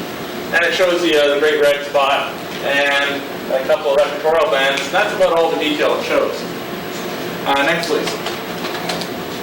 Here's a CCD shot. Here's the great red spot, and some belts, some festoons, and many more belts. Now that's not the best picture that's possible to take, but that was one of the first pictures I took. So it shows that it's very easy to take good pictures with the CCD camera. One of the advantages of the Lynx camera is that it has a built-in shutter, so you can expose very short exposures. If you tried to read out the chip while light was still falling on it, you get a big smearing effect. So that would be a problem. What would the exposure be? The exposure there, I believe, was 0.3 seconds. Now, I've done exposures ranging from 0.01 seconds to 0.5 seconds on planets, depending on the focal length and depending on what I was planning to do. Sometimes I take shorter exposures and combine them together electronically afterwards to simulate a longer exposure, and I toss out the ones that look blurry. Next, please. Here's a higher resolution image. Again, not the ideal image, but we're still working on that. But here you can very clearly see some festoons and belts and various spots. So it shows a lot of promise for being able to get very good high resolution images. Next, please. Now, in order to get the best results, as I said before, you have to be willing to do some image processing. It really is essential. Now, the nice thing about it is that it's fun. On a cloudy night, when you don't get to look at the sky, you can go sit by your computer and do your whole observing session over again and get better results. The first thing you can do is contrast stretching. The computer screen can't display the image of the sky anywhere near as well as your eye can record it. So it has a limited contrast ratio on it. And you can adjust the way you display your pictures, basically like adjusting the contrast knobs in your TV set, to change the way it's displayed. Another thing you can do is do filtering in the image. Suppose it's a very noisy image, you can do what's called a low-pass filter, smooth it out and get rid of the noise. Or if you think it could be sharper, you can sharpen it up. Another technique is called Unsharp Masking. This is a technique that was promoted by David Mallon for doing film photography. He did some phenomenal pictures, and all it amounted to was he was adjusting the image so the bright areas of the picture were reduced in intensity and the dim areas were brought up relatively, while preserving the fine structure and small brightness variations that were present in the image to begin with. And so it's a way of printing the image so that it shows everything that's on the film. Similarly, we can do this to CCD images very easily because it can be done electronically, and get a very much improved image of Jupiter, for example. Those images I showed you before had all been unsharp masked. Another thing you can do, of course, is combine images, as I mentioned. You can combine many 1-minute exposures into a 10-minute, 1-hour exposure, and you don't have to guide the telescope. All you have to do is reshift the images slightly when you add them together, and that's the same effect as guiding. And if you get a dead picture, you just toss it out. So it's an excellent way of improving your images without having to sit by the telescope tediously adjusting it as you take a photograph. And the latest technique that's now becoming available to amateur astronomers is maximum entropy deconvolution, based on a software package written by Ajay Siegel, and Paul Boltwood and I are helping him build a commercial version of the program. Next, please. We'll get back to that in a moment. Here's an example of what you can do with contrast stretching. This is the giant elliptical galaxy M87. This is one of my earlier photographs, or images I took of it. Next slide, please. You can see here I'm adjusting the contrast. Next, please. And trying to emphasize the appearance of the jet that emanates from M87's nucleus. Now, I haven't personally ever seen a film photograph that shows that clearly that was taken by an amateur. But CCD images, it's no problem at all to extract out the jet. And some techniques like making up a model of the shape of the galaxy and subtracting it off would probably show even more detail in the jet. Yeah, Doug, Everett Kramer back in the late 60s, early 70s took a shot to his 12.5 of the jet that showed it quite nicely. Okay, well, there you go. It can be done. Yeah. Yeah, but so it's routine with the CCD camera. Next, please. Now, maximum entropy. What does it all mean? Well, we have some sort of original image out there in space somewhere. That's the light's been traveling for millions of years to get to your telescope, and the last few milliseconds passes through the Earth's atmosphere and gets jumbled up, passes through the optics of your telescope, which, if they weren't made by Peter, jumbled up, or if they're made by NASA. No, very seriously. And you get a blurred out image of some sort. There's this magic block here called deconvolution, which is an attempt to undo all that jumbling. And the result is an image which is very close to the original, hopefully very close to the original, in terms of its resolution. Now, this technique, maximum entropy deconvolution, is actually being used for the Hubble Space Telescope to repair the disastrous results that they get with the ruined mirror that they have. They actually can put the light back to where it came from. Now, of course, eventually they'll put corrective optics into the telescope, which will make it work properly, and will have even better results. But in the meantime, this is one of the main techniques they're using to repair the ruined images. Next, please. Here's an example of Ajay's package. This is a picture of a galaxy on the left that was taken with my camera. And here's an image on the right that has been deconvolved.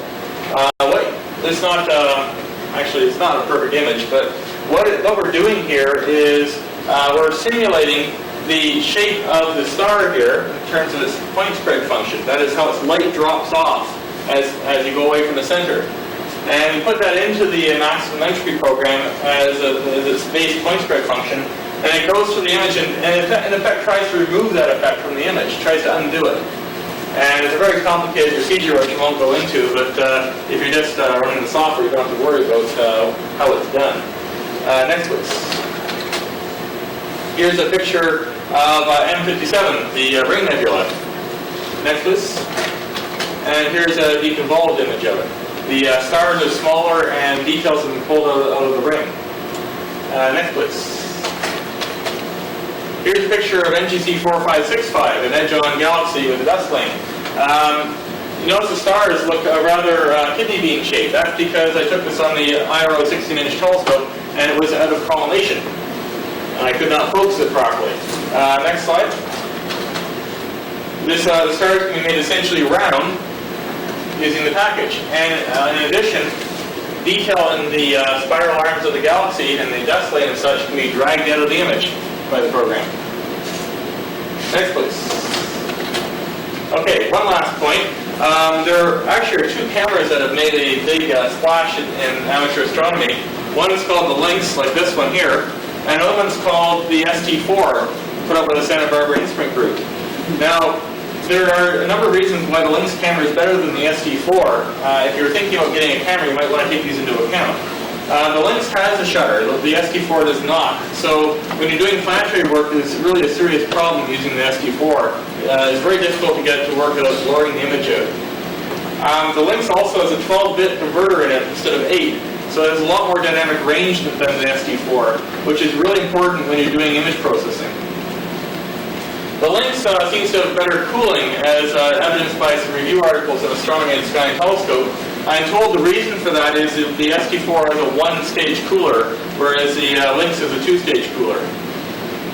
The Lynx also reads the CCD out much faster, so it's more convenient to use. And although the ST4 can operate in a standalone mode without a computer as an auto-guider, that is, you can use it to guide conventional photographs, and it replaces your eyeball at the guide scope, which is a very, very nice thing. You can walk away from your telescope and let it do all the work for you. Paul Morfield, a member of the Center who lives in California, has done a lot of work with Schmidt cameras using an ST4. The only significant advantage of the ST4 is it costs less than the Lynx. Now, I should point out that new cameras are coming onto the market. We now have the ST6, which is a higher resolution camera. It has 512 by 512 pixels. I don't know yet exactly how good it is. I haven't seen a review of it. Apparently, the Spectrosaurs, make the Lynx, are coming out with a product in the same class. And there are also the more expensive cameras, which can run up to $10,000 or more, which give a much higher performance. So what these low-end cameras have really done is brought this down and made it accessible to serious amateurs, whereas before it was available only to really research institutions, universities, and the like. And as the technology improves, I think you'll see that the prices remain in the same range, but the performance at that same price range will go up phenomenally. And I think Paul Boltwood is going to come up next to give you an idea of what exactly is in store with these future cameras, because he has himself built a camera which gives stunning results in comparison to the Lynx camera. So are there any questions before we go on? What sort of power are you looking at for the computer to operate this and operate the software programs that you're talking about? Well, the computers matter to the design of the computer itself. If you have a notebook machine, typically they can run for 3 hours on batteries. The real problem is something like the cooler in the camera. It takes 3 amps maximum, according to the data sheets, to run this camera's cooler. So that would drain a battery out pretty quick, if in fact your notebook computer could support it at all.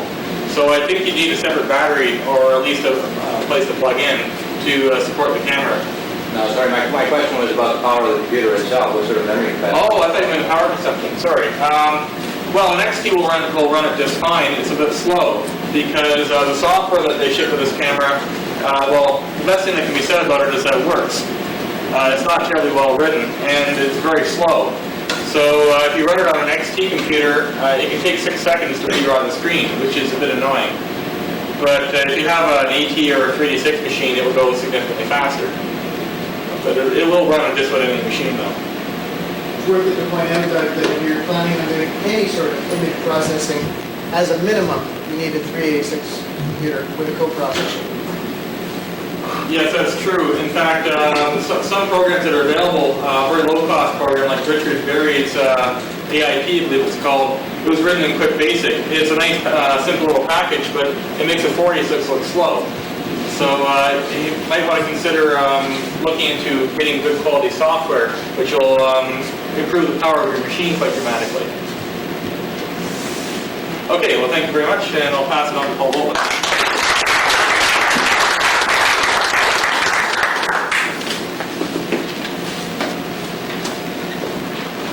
Well, you have to turn those up in just a moment. I've got slides, I hope.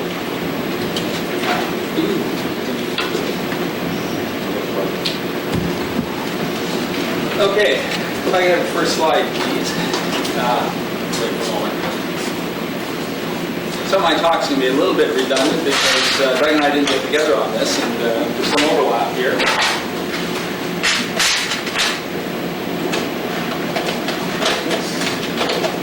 Okay. About 4 years ago, I decided to build an observatory, and what I really okay, but next slide. This is all I could afford. Now, there's about 800 to 1 difference between those two machines in terms of the light gathering power. And so I decided to look and see if I could reduce the disparity somewhat. And I came along with the idea of building my own CCD camera to do that. Design and build it. And the last 3 years I've done that. And what I want to show tonight is some comparisons, in which I'm going to show first a slide done with a large telescope, like a 200-inch or 100-inch Depends what I can find, typically out of Burnham's Celestial Handbook. And then I will show the same objects taken through my telescope with my camera. And then the third slide will be that same picture, but maximum entropy process. Now I should say that for maximum entropy processing, I just spent the last 2 days learning how to do it. And so these are my very first attempts at maximum entropy, and they don't look as good as Doug's, right? So, okay, so let's go on to the first slide. Okay, that's Stefan's quintet, which is 5 galaxies, which are appear to be linked, but one's done an anomalous redshift. Now that picture, can't read here, that's a 120-inch photo taken with a Lick telescope. And if we can have the next slide. Okay, that's the same object taken with my camera and telescope. And the next slide. And that's the same thing after maximum entropy processing.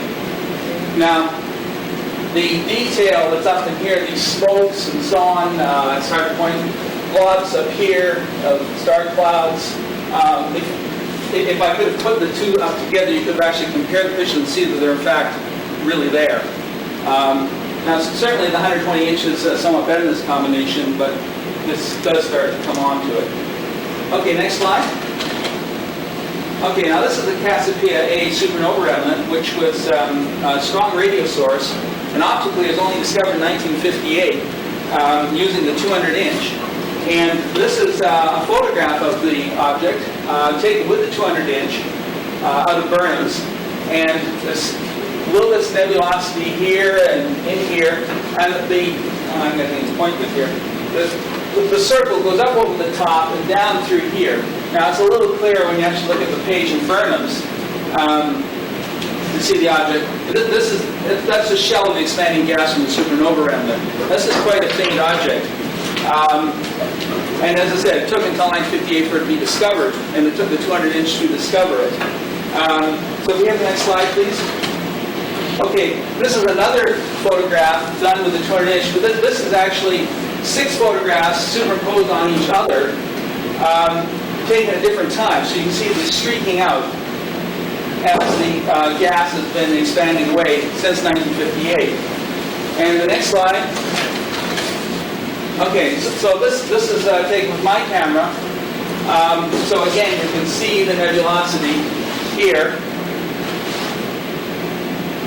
And the next slide. Okay, now this is the maximum entropy process version of it. And as I said, I can probably do some added skills here.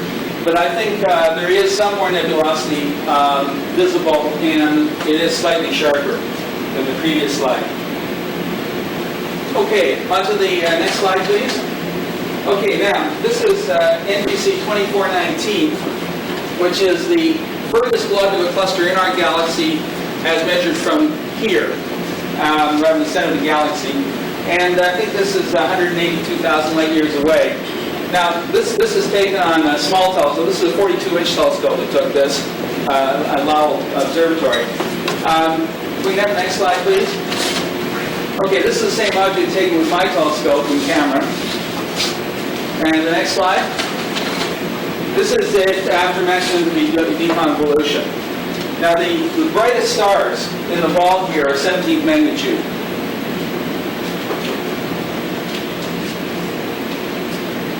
Okay, next.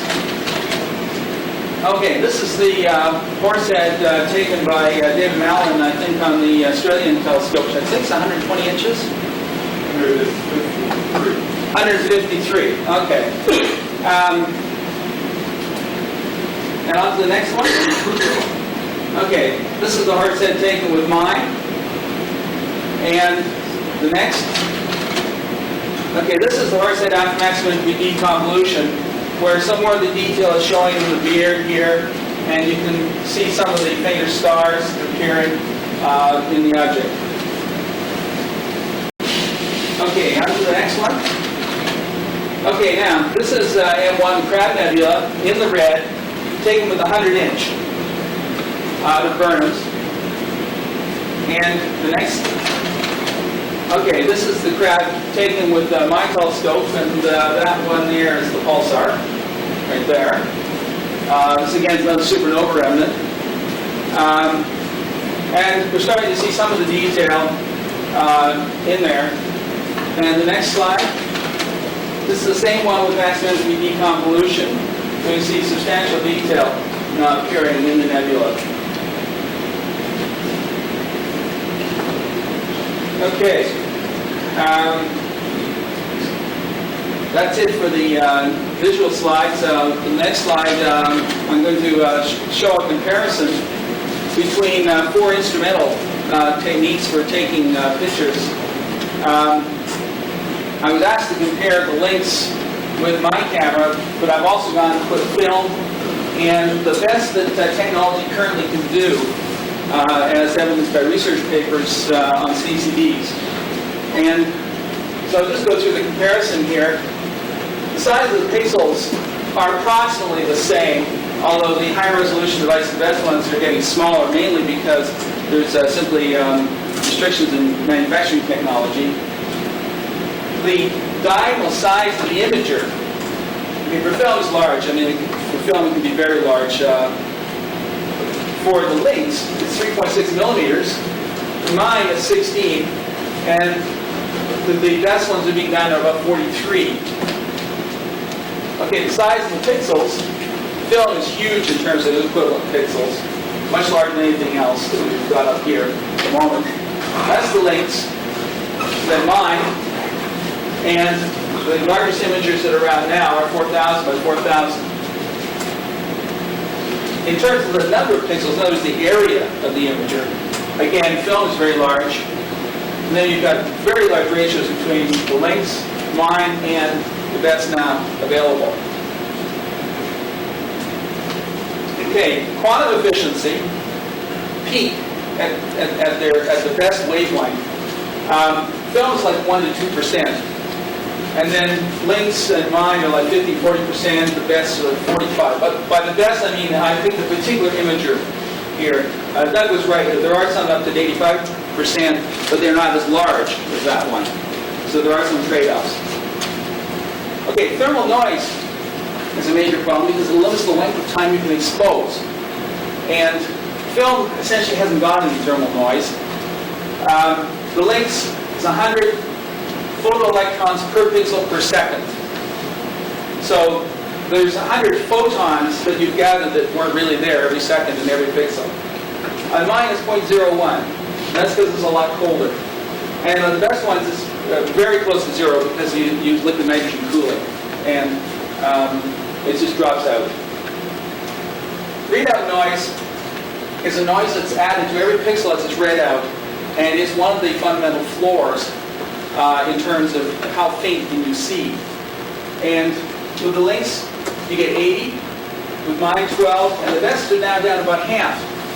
So the best CCD chips are now almost virtually counting photons. They're almost counting photons. Okay, other differences. Linearity with respect to exposure. Film is simply not linear. If you have a bright star and a faint star, it's very hard to tell by looking at how bright one is compared to the other. But all the CCD images are nearly linear. In terms of time, if you double the exposure time, again, film is not linear.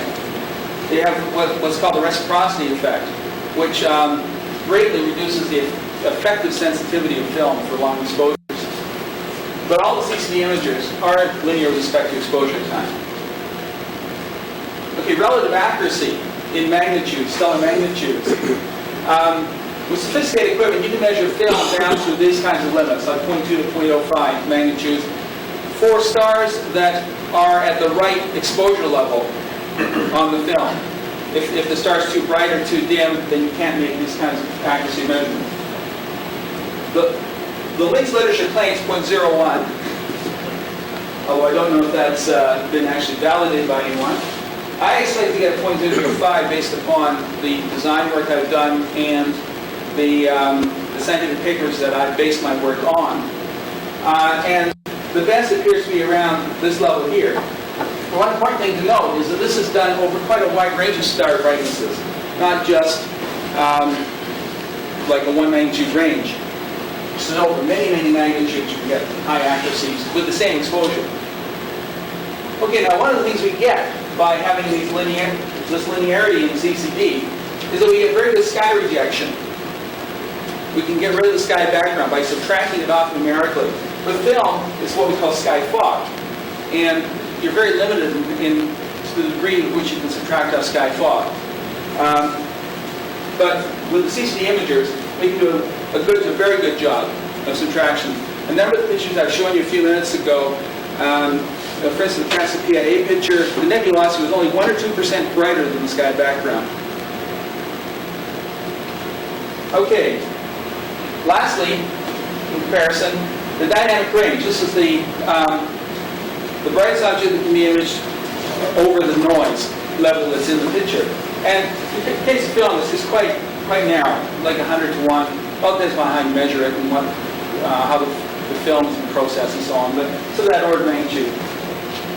The Lynx claims this, and mine is about 8,000, and the best one's now about 20,001. So this means that if you remember back to the Crab Nebula picture that I showed, the picture was done on the 100-inch.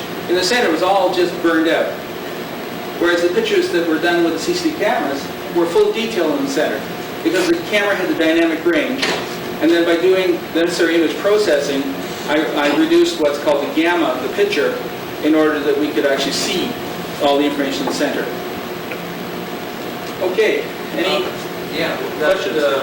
Paul, the pixel size or the grain size in the film, 20 microns, isn't that a little on the large side? Or Depends which kind of film time. Astronomical grade films, so it's sort of things they'd use in the Hale telescope and so on. I believe we're of that sort of order of magnitude. I know that Tech Pan is quite a bit finer than that, which is what amateurs would tend to use on black and white film. Tech Pan, I guess, is what, about 7, something like that. The only point is they're roughly the same size right across the board. That's not a major difference between the different technologies. Any other questions? Okay, that's it.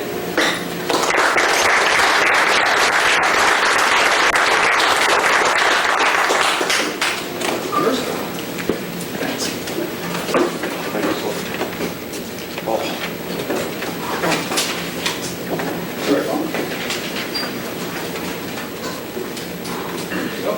No, I don't read that. I don't want anything to be recorded. Well, it certainly has turned out to be a very good meeting. It just shows you that you don't have to go far and wide all over the country. You have the talent right here in your own club. I'm certainly surprised myself. I was amazed at the depth of knowledge that is possessed within this club. I mean, this is something that's quite technical, modern, up to the minute, and I'm certainly happy, and we're very proud of our people. So I'll ask Rick Wagner if he'll kindly come and thank the speakers.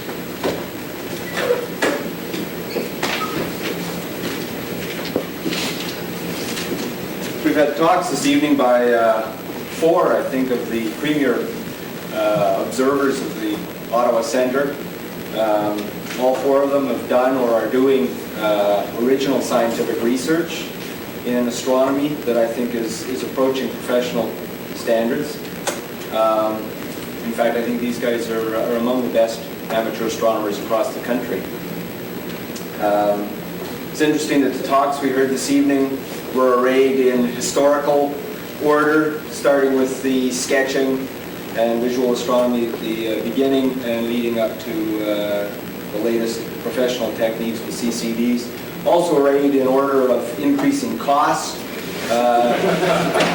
When Rolf says you can start with a pencil and paper, you don't even need a telescope, really. There are things to go out with the naked eye. I know Rolf and I are both involved in sketching the moon, naked eye on occasion. And running right up to a CCD camera where it's 1,000 for the camera, $1,000 for a telescope with a drive, and a couple of thousand for a computer, and time that's could equally be well spent drawing, for instance. So that the time has to be put into all of these fields.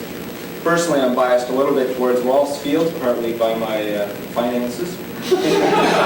But certainly, I find the scientific potential for the newest field, the CCD camera work, is extraordinarily exciting, and I really think it's going to put the amateurs in competition with the professionals, at least in some fields. So I'd like to thank very much Rolf Meyer, Rob Dick, Doug George, and Paul Bolton for not for coming tonight, because they would be here anyway, but for being up on this side of the speaker audience line. So thank you very much.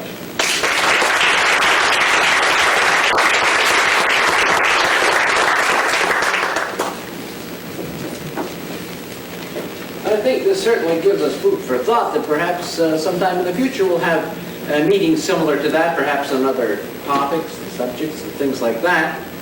But all I have to say is that 2 weeks tonight, on the 3rd of April, in this same room, we'll have our monthly Observers Group meeting, and we invite you all to come then. This is not a meeting of the caliber of this, but certainly a meeting that's very interesting and right in the bailiwick of the people that are doing their own sort of observing and all that type of thing. So we invite you to come here 2 weeks from the meeting's closed.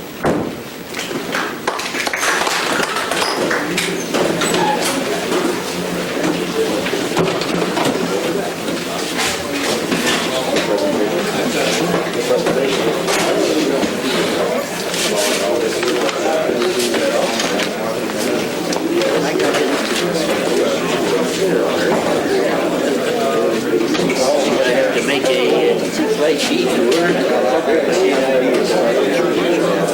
Yeah, it's fitting. We're way being left a long way behind.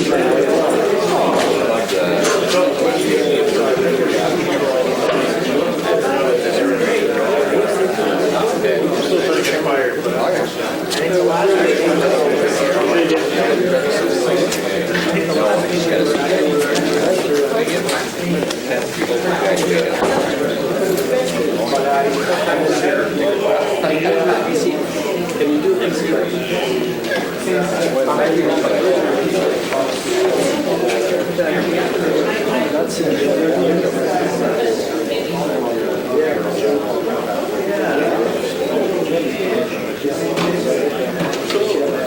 Your process, CCD stuff is pretty brainless. It's pretty brainless. CCD stuff is no brains.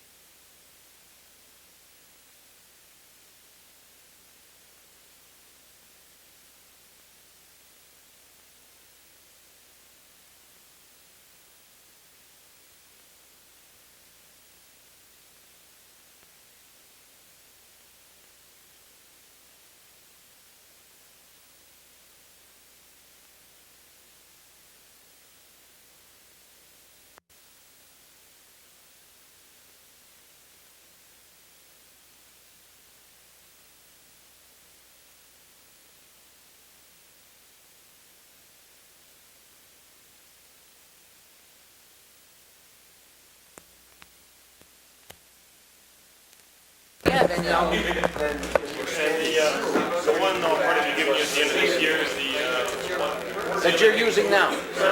which is, no, it's actually the better one. It's much thicker, much more dig. Oh, okay, fine, and I'll give you whatever there is for it, sure.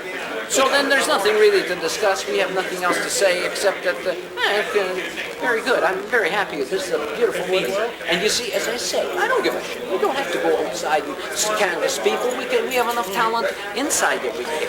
Now, maybe you lads would be interested, I can phone Kingston and have a speaker exchange, and you could go down and give this in Kingston and have Leo Enright or somebody from Kingston come up and give us a talk. Since you've got your marbles together here, you could quite easily take this on the road to Kingston, and all of you could go in one car, sort of.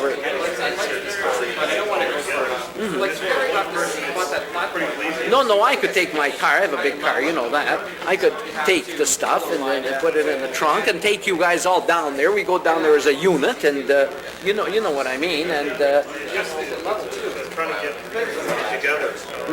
well, maybe not now, but maybe this fall that could be done. You could have a speaker exchange. We go down there to Kingston and give this talk down there, and they come up and give us something.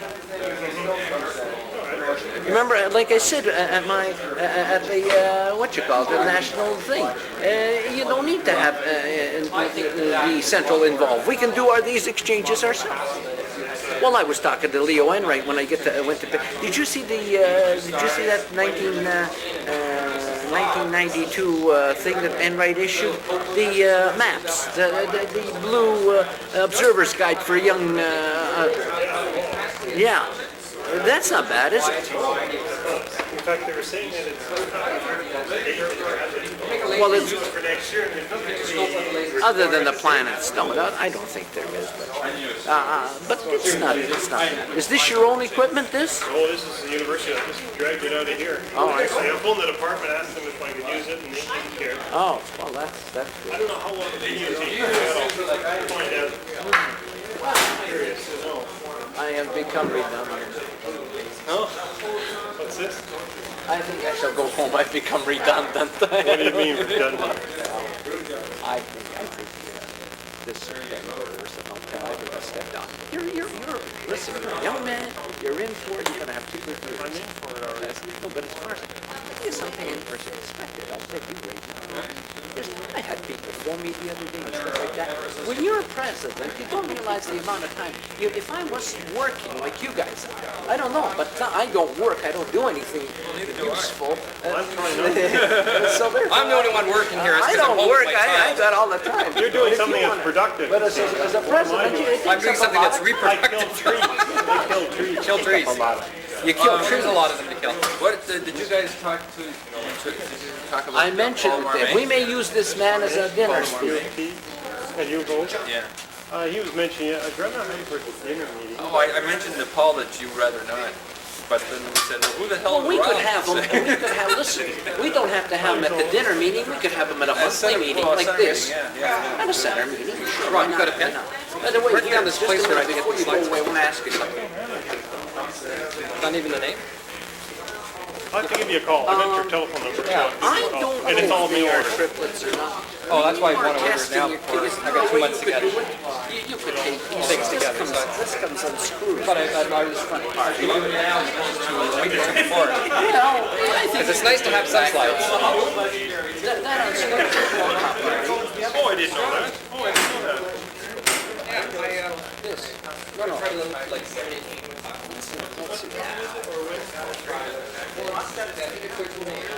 I've had it up there. Right here. No, not the that But after that, you can try to follow. But some of these is kind of Well, I worry if I board them, I just make mistakes. And sometimes it's just cheaper to buy them straight.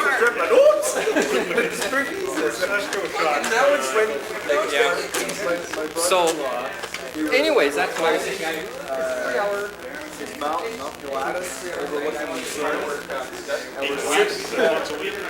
And we're sitting at, oh, no, It's a doublet? You can tell. I don't know if it's necessary.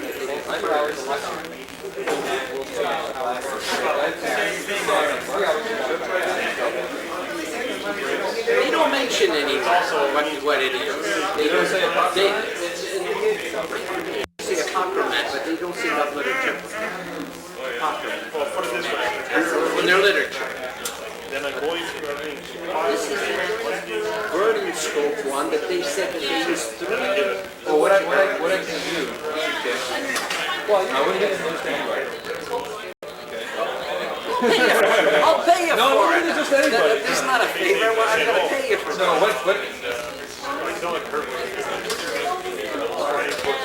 no, what I'm going to do, they'll measure the focus position of the red, yellow, and the blue rays. Okay? See what the spread is, the percentage of focal, and that's going to tell me if it's an approximate or an accurate.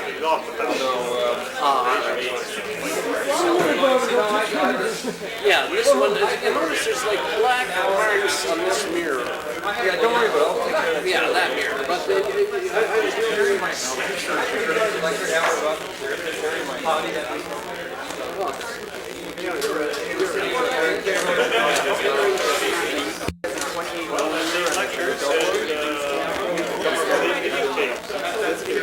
so he's taking one off, and the other one drops.